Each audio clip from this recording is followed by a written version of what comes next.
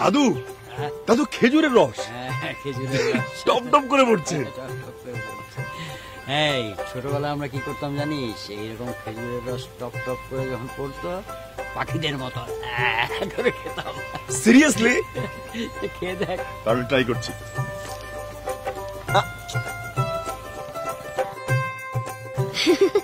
মিষ্টি।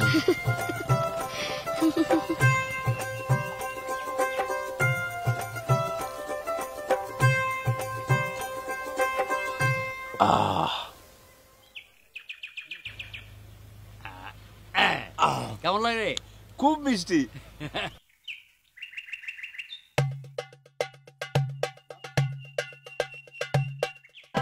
এই দেখ, ওই গাছপালা সবুজ দেখ, কি সুন্দর লাগছে।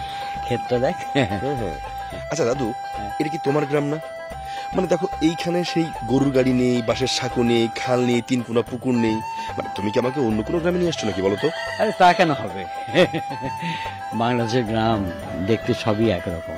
বাংলাদেশের মানুষের ভালোবাসা একই রকম। এখানে শহরের অ্যাপার্টমেন্টের মতো না যে এক বাসার লোক অন্য বাসার লোককে চিনবে না। না না, আমি কিন্তু ঠিকই চিনি। কাকে চিনিস? শাওলিকে। বুঝতে পেরেছি।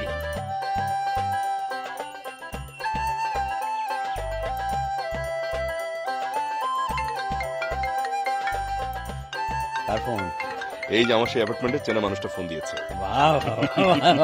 যাও যাও, মনের মাধুরী মিশিয়ে কথা বলো। হ্যালো, কবে ফিরবে? আরে এখন পর্যন্ত বাড়িতে পৌঁছাতেই পারলাম না, তুমি বলছো ফেরার কথা। আচ্ছা ভালো কথা, শাওলি তুমি কখনো গ্রাম দেখেছো? গ্রাম দেখবো না কেন, আমার দাদুর বাড়ি তো গ্রামই। আমরা সবাই গ্রাম থেকে উঠে আসা সোনালী ডানার চিল হয়ে শহরে উঠছি, ঘুরছি। জীবন আনন্দ দাস থাকলে কিন্তু ঠিকই মাইন্ড করতেন।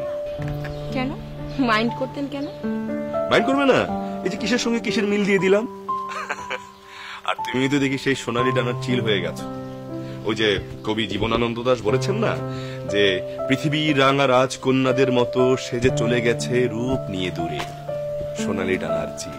তোকে মারবো একটা কি। এই রাখছি পরে কথা বলবো। রাস্তা শুরু করেছি।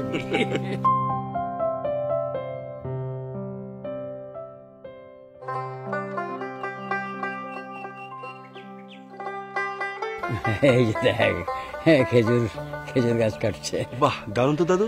মানে এভাবেই এখান থেকে মানে খেজুরের রস পড়বে, তাই তো? হ্যাঁ, এখান থেকে চেষে তারপর হাঁড়ি বসিয়ে দিবে, সারা রাত একটু একটু করে রস পড়বে। চল এখানে একটু বসি। হ্যাঁ বসো।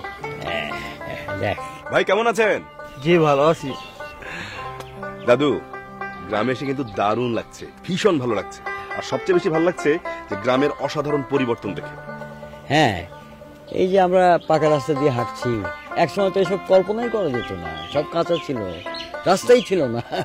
সত্যিই তাই। মানুষের জীবনের পরিবর্তন হচ্ছে, রাস্তাঘাটের পরিবর্তন হচ্ছে, কত উন্নয়ন হচ্ছে চারদিকে। আসলেই ভালো লাগছে।